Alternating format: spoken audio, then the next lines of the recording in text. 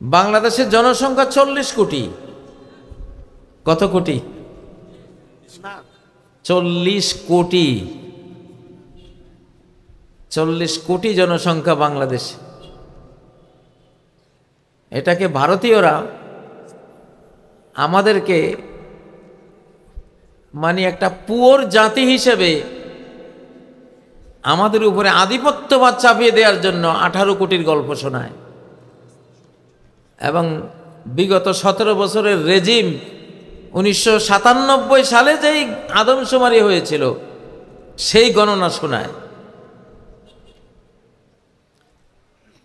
1971 সালে পশ্চিম পাকিস্তানের জনসংখ্যা ছিল 5 কোটি, আর এখন 25 সালে তাদের জনসংখ্যা 25 কোটি। 1971 সালে বাংলাদেশের জনসংখ্যা ছিল 7.5 কোটি। 5 কোটি যদি 25 কোটি হয়, 7.5 কোটি কত কোটি হতে পারে বলেন? আপনারা কি হিসাব বুঝেন না?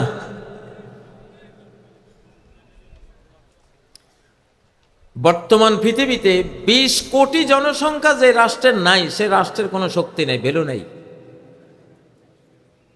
কমপক্ষে 20 কোটি জনসংখ্যা যাদের নাই, তাদের কোনো ভ্যালু নাই, শক্তি নাই।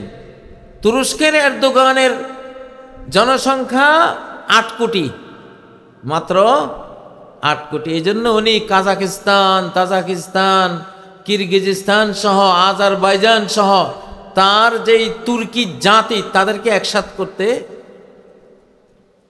প্রাণান্ত চেষ্টা করছেন জনসংখ্যার ঘাটতিটা পূরণ করার জন্য।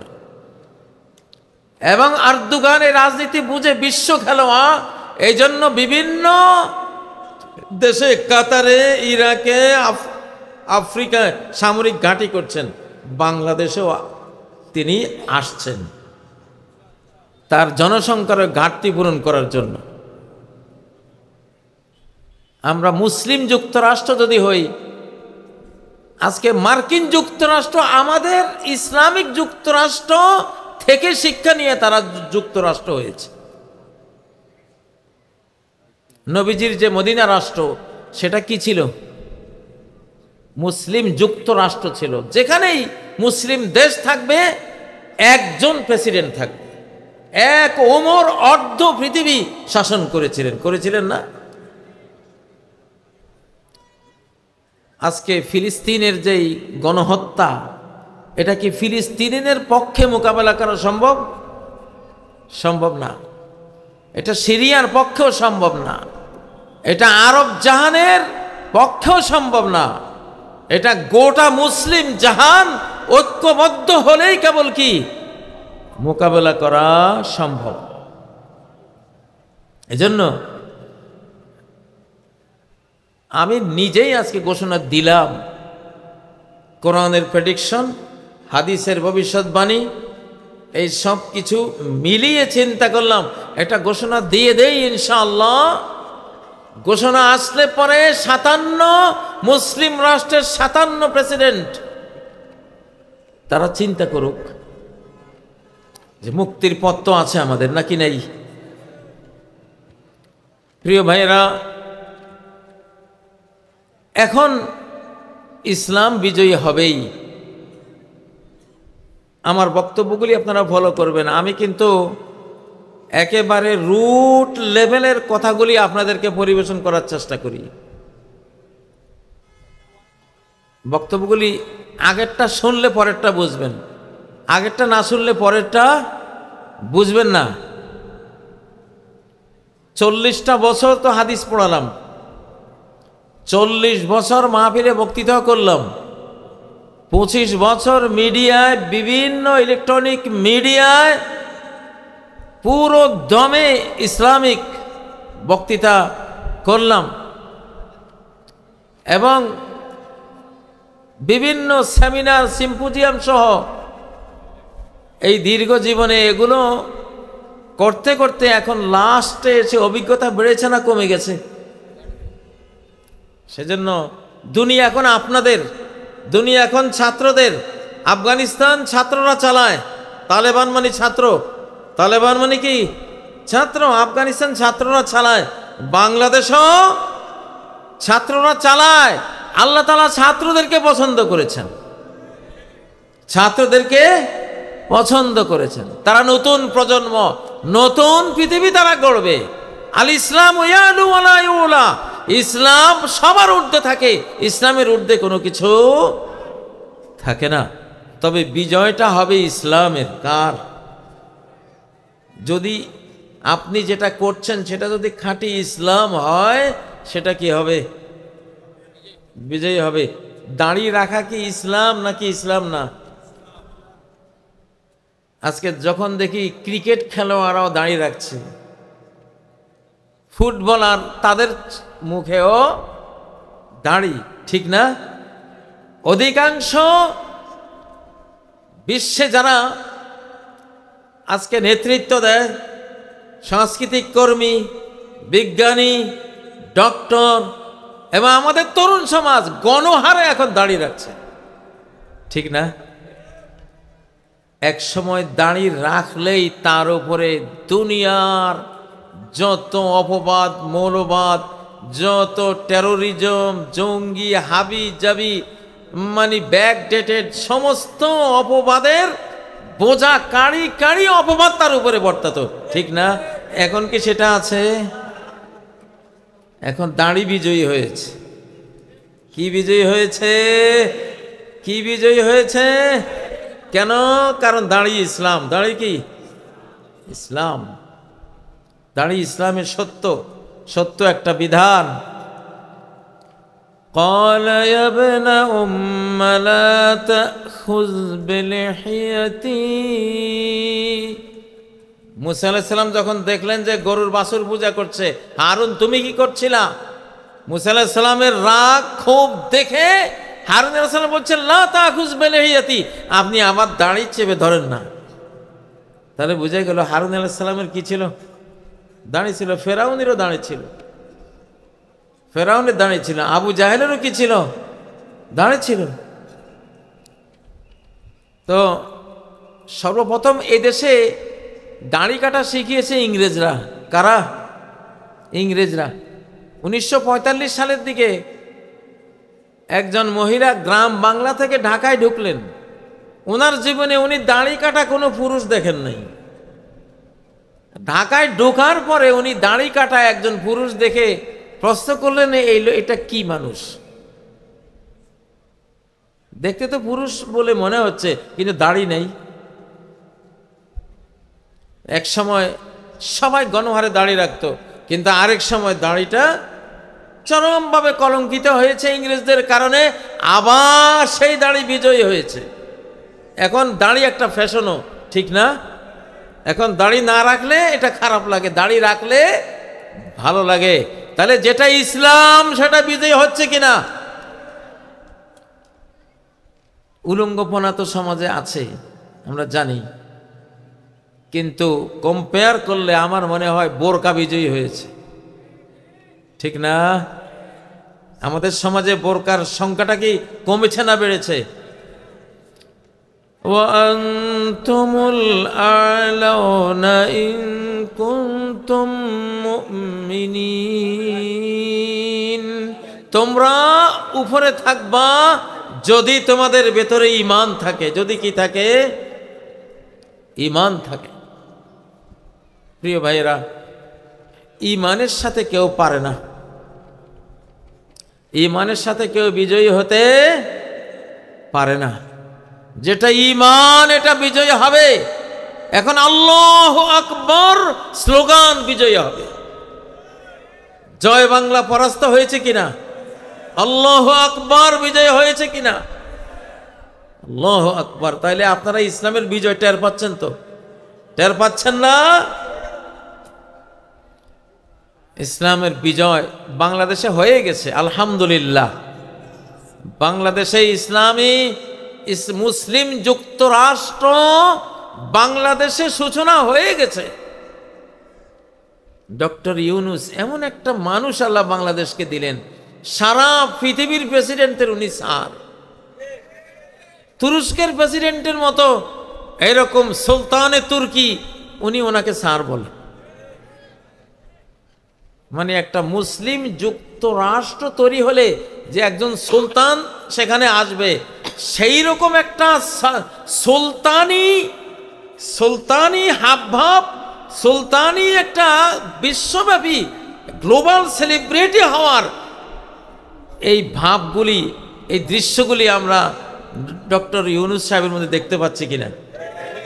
তাহলে বাংলাদেশে 2024-এর 5ই আগস্ট আসলে মুসলিম যুক্তরাষ্ট্র তৈরি হওয়ার একটা রহমত নাজিল হয়েছে।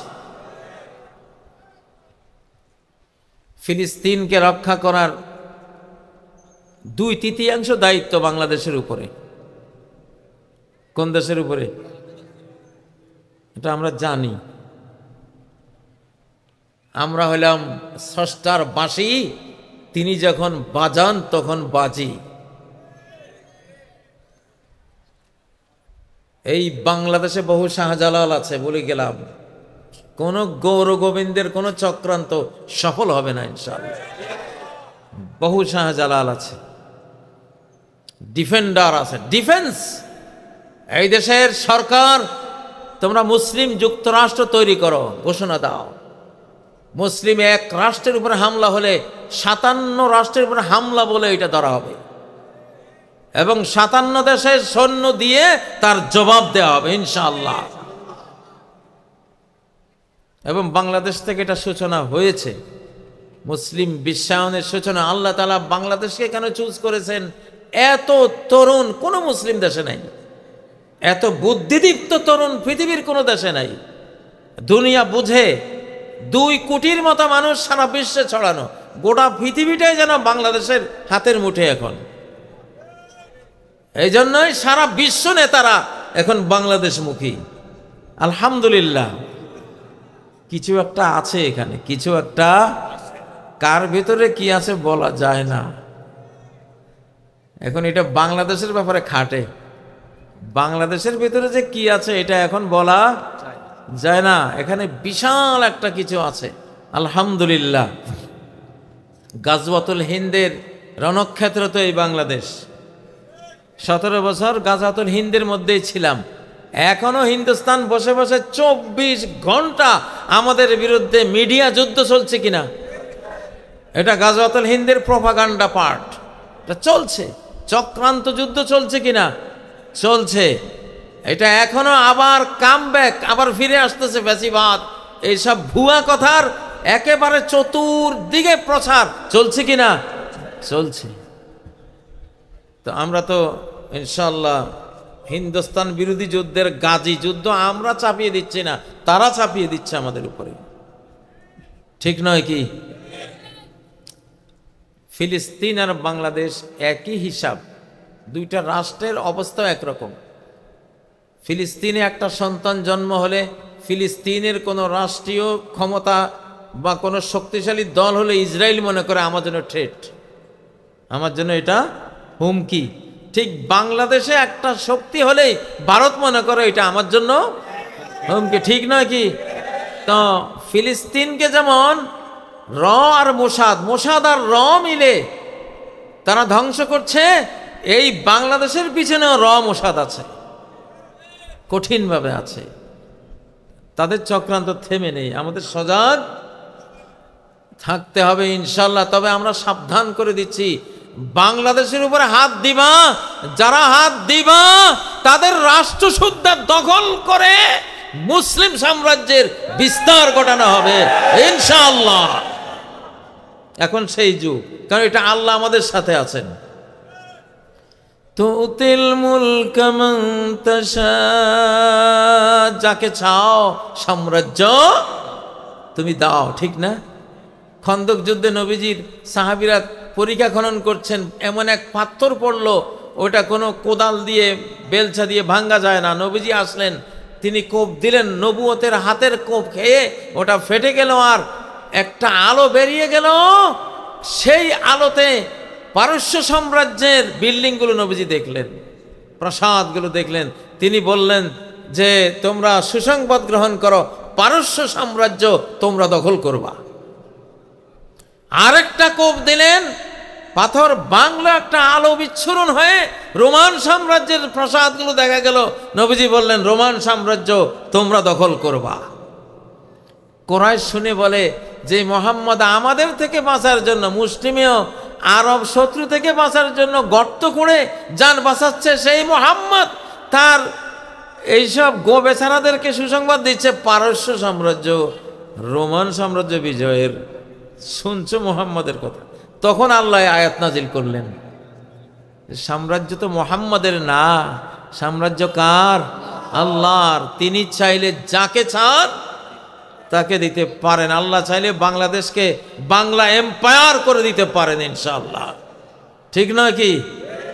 বাংলা এম্পায়ার আল্লাহ তুমি কবুল করো ইনশাআল্লাহ। বাঙালিরা খুব সূক্ষ্ম বুদ্ধিওয়ালা। W Hunter our Indian Muslims এই বইতে লিখেছেন যে ব্রিটিশদেরকে মার দিয়েছে এই হিন্দুস্তানে, এই ভারতবর্ষে, এবং ভারতীয়রা, ব্রিটিশটা হেরে গেছে এখানে দুই কারণে। একটা হলো বাঙালির সূক্ষ্ম বুদ্ধি, আর এই সূক্ষ্ম বুদ্ধি বাঙালিরা দিয়েছে পাঠানদেরকে, পাঠানরা দিয়েছে গায়ের জোর, এরা দিয়েছে বুদ্ধি, ওরা দিয়েছে কি গায়ে, যে দুইটার সমন্বয় হওয়াতে আমরা হেরে গেছি। ব্রিটিশরা লিখেছে। তো বাংলাদেশের মানুষের সূক্ষ্ম বুদ্ধি মাশাআল্লাহ। ছোট্ট ছোট্ট শিশুরা আরব শিশুদেরকে হারিয়ে আল কোরআনের প্রতিযোগিতা ফার্স্ট হয়ে আসে। ছোটখাটো বিষয় না, কোরআন প্রতিযোগিতায় যে জাতি ফার্স্ট হয় সর্ব বিষয়ে তারা ফার্স্ট হওয়ার ক্ষমতা রাখে, সর্ব বিষয় ইনশাআল্লাহ। দেখবেন যে ডক্টর ইউনূস আসছে এখন আমাদেরকে, আমাদের তরুণদেরকে উন্নয়নের স্বপ্ন দেখাচ্ছেন, বড় হওয়ার সাহস দিচ্ছেন ইনশাআল্লাহ। কি ড্রোন আবিষ্কার, কি অ্যাটম বোম নির্মাণ, কি ন্যানো প্রযুক্তি, আমরা দেখব গোটা বাংলাদেশ সারা বিশ্বের লিড দিচ্ছে ইনশাআল্লাহ। সেই ব্রেইনে বাংলাদেশে আছে।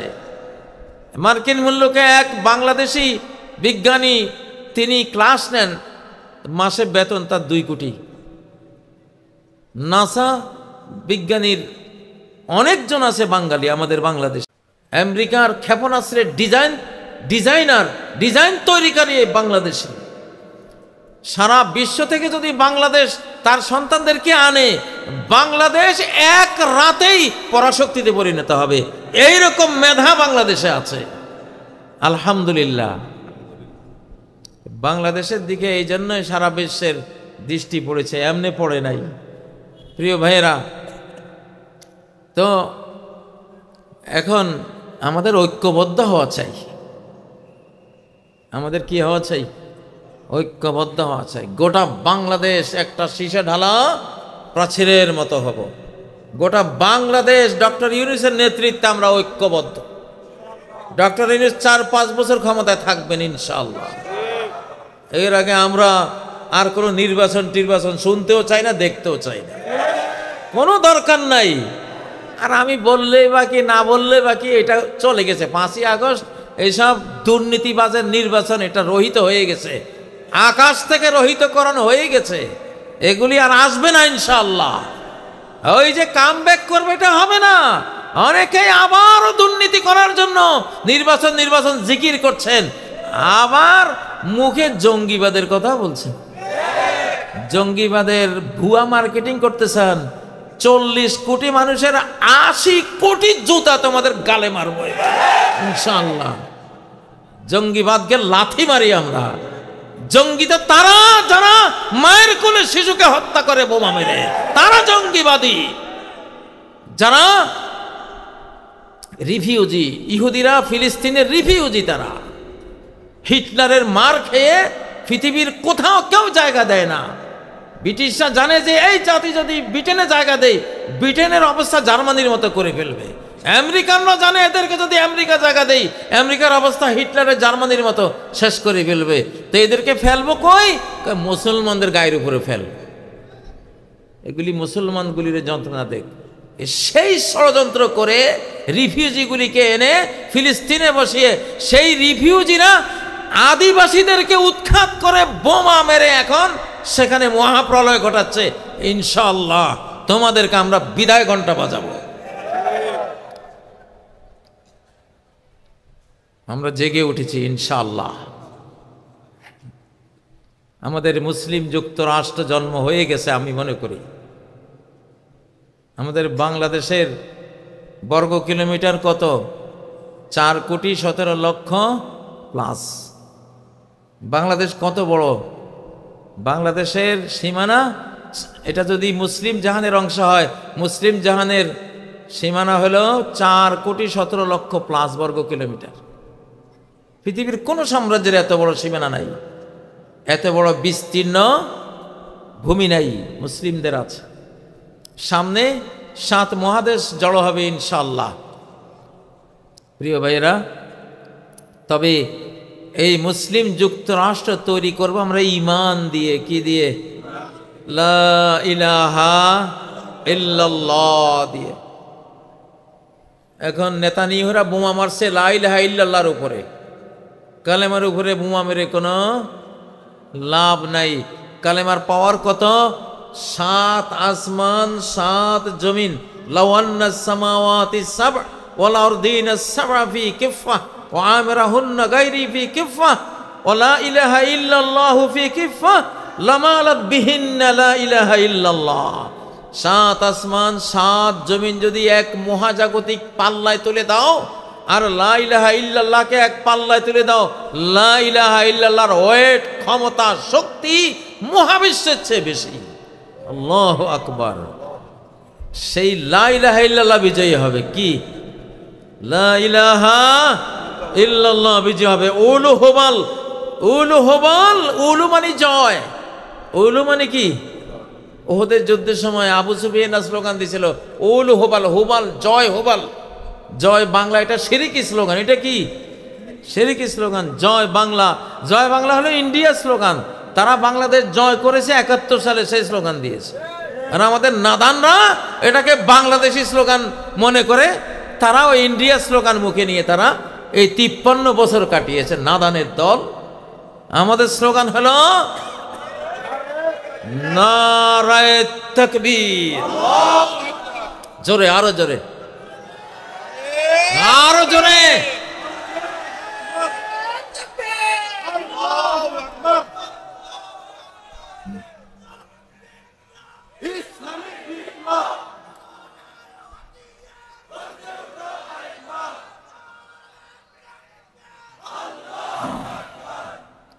সুলতান সালাহউদ্দিন আইয়ুবী ক্রুশের যুদ্ধের সময় শেষ রাতে ঘুরতেন সৈন্য বেড়াকে, আনাচে কানাচে ঘুরতেন। যেখানে দেখতেন সৈনিকরা তাহাজ্জুদ পড়ছে, তেলাওয়াত করছে, আল্লাহর কাছে কাঁদছে, সুলতান সালাহউদ্দিন বলতেন মিনহা হুনা ইয়াতিন নাসর, এখান থেকে আমার বিজয় আসবে। ইন কুনতুম মুমিনিন, যদি ঈমান থাকে বিজয়ী হবেই তোমরা। আমরা বিজয়ী হব গণতন্ত্র দিয়ে না, সমাজতন্ত্র দিয়ে না, পুঁজিবাদ দিয়ে না, হুজুর মুজুরের তরিকা দিয়ে না। বিজয়ী হব ঈমান দিয়ে। কি দিয়ে? ঈমান দিয়ে। একজনকে মারতে গিয়ে গোটা জাতি মরে গেছে, ঈমানের ইতিহাসে আছে না? লূত আলাইহিস সালামকে মারতে গিয়ে গোটা লূত আলাইহিস সালামের জাতি মরে গেছে। নূহ আলাইহিস সালামকে মারতে গিয়ে গোটা নূহের জাতি মহাপ্লাবনে তলিয়ে গেছে। মূসা আলাইহিস সালামকে মারতে গিয়ে গোটা ফেরাউনের আলে ফেরাউন সব মারা পড়েছে। ঠিক নয় কি? হ্যাঁ, তো ঈমানের শক্তিটা কত! ঈমানের সাথে যুদ্ধে এই পর্যন্ত কেউ বিজয়ী হয়নি। নমরুদ বিজয়ী হয়নি, সাদ্দাত বিজয়ী হয়নি, কারুন বিজয়ী হয়নি, কেউ বিজয়ী হয়নি। এই যুগের ফেরাউনরা বিজয়ী হবে? আমি একটা প্রতীক্ষায় আছি, আল্লাহ তাআলা মুমিনদের শক্তি কম থাকলে বেঈমানের যুদ্ধ লাগিয়ে দেন পাখির সাথে। যেমন আবাবিল, আব্রাহার 60,000-এর সাথে ছোট্ট ছোট্ট পাখির যুদ্ধ লাগিয়ে দিয়েছেন। সেই যুদ্ধে পাখিরা বিজয়ী হয়েছে, হস্তি বাহিনী আবাবিলের হেরে গেছে। ঠিক না? আবার আরেক যুদ্ধে দেখা যায় ইব্রাহিম আলাইহিস সালাম আর ওনার স্ত্রী ছাড়া কোনো ঈমানদারে নাই, ওনারা 2 জন মুমিন মুমিনা। নমরুদ তখন বিশ্ব রাজা, সারা বিশ্বের তিনি সুপার পাওয়ার, তার কোটি কোটি সৈন্য সামন্ত। নমরুদের সাথে কি যুদ্ধ করার ইব্রাহিমের কোনো ক্ষমতা আছে? নাই। তো আল্লাহ তাআলা বলেন, ইব্রাহিম তুমি চুপ থাকো, আমি আমার এক বাহিনীর সাথে তার যুদ্ধ লাগাইতেছি। আল্লাহ তাআলা মশক বাহিনীর সাথে নমরুদ বাহিনীর যুদ্ধ লাগাই দিলেন। আল্লাহ মশক বাহিনীর পক্ষ নিলেন। জয়ী হয়েছে কে? মশক বাহিনী জয়ী হয়েছে। এক পঙ্গু মশার আঘাতে নমরুদ নিজে খুন হয়েছে, আর মশক বাহিনী বিজয়ী হয়েছে। হযরত ইব্রাহিম আলাইহিস সালাম সেফ হয়ে গেছেন, ঠিক না? আরে বাবা, এই মহাবিশ্বের সব কিছু আল্লাহর বাহিনী, জুনদুল্লাহ, সব কিছু কি জুনদুল্লাহ। সাগরগুলি আল্লাহর বাহিনী। সাগরগুলি কার বাহিনী? আল্লাহর বাহিনী। মুসা আলাইহিস সালামের সময় আল্লাহ বলেন, মুসা তুমি পার হয়ে যাও, আমি ফেরাউনের সাথে সাগরের যুদ্ধ লাগাচ্ছি। কারণ সাগরে তো আমার ফোর্স, আমার সোলজার। সাগরের সাথে লাগাইছে যুদ্ধ। পরিণতি কি? পরিণতি কি হয়েছে? হ্যাঁ, এখনো সাগরের সাথে যুদ্ধ হবে। আরে নেতানিয়াহু, তুই আর তোর মুরব্বির সাথে যুদ্ধ হবে সাগরের সাথে। কার সাথে? মহাসাগরের সাথে। এক এক সুনামি আসবে। 2004 সালে সুনামির গতি ছিল পার আওয়ার 900 কিলোমিটার। আল্লাহু আকবার! পানির গতি 900 কিলোমিটার। সেই পানির মধ্যে ট্রেন ভাসতেছে, ডুবতে পারতেছে না, ডুবার সময় পাচ্ছে না, এমন গতি। লোহালক্কর ভাসিয়ে নিয়ে যাচ্ছে, এমন গতি। সেই গতি দেয়ার মালিক আছেন না নাই? তোমরা আমাগরে জঙ্গি বলো, সাগরের জঙ্গি বলো না। মিয়ানমারে যে একটা নাড়া দিয়া 334টা অ্যাটম বিস্ফোরণ হয়েছে, ওরা বলে বিজ্ঞানীরা, যে মিয়ানমারকে যে নাড়াটা দিয়েছেন আল্লাহ তাআলা, এখানে তিনি 334 নিউক্লিয়ার বোমের বিস্ফোরণ ঘটাইছেন। তাহলে ভূমিকম্পই তো জঙ্গি। এতগুলি বোমা মারছে, কেউ যে কিছু বলো না, ঠিক না? ঠিক। মানুষ হলো পৃথিবীর বস। এই বস যখন মূল মালিকের সাথে গন্ডগোল করে, আল্লাহ তাআলা শ্রমিক দিয়া বসের পিটান, ঠিক না? ঠিক। হ্যাঁ, তো শেষ জামানায় বিশাল বিশাল ঘটনা এখন আসতেছে। অ্যাস্টেরয়েড, একটা আকাশ থেকে পাথর পড়বে, হয়তো 150 কিলোমিটার লম্বা। এটা হয়তো আটলান্টিক মহাসাগরে আল্লাহ মারবেন, এটা আছে, অনেক প্রেডিকশনে, ভবিষ্যৎবাণীতে আছে। এটা আটলান্টিক মহাসাগরে মারলে এটার ধাক্কায় যে পারমাণবিক বিস্ফোরণ হবে, একটা মহাদেশ মানচিত্র থেকে মাটির নিচে চলে যাবে। সে মহাদেশ কোনটা আমি নাম নেব না।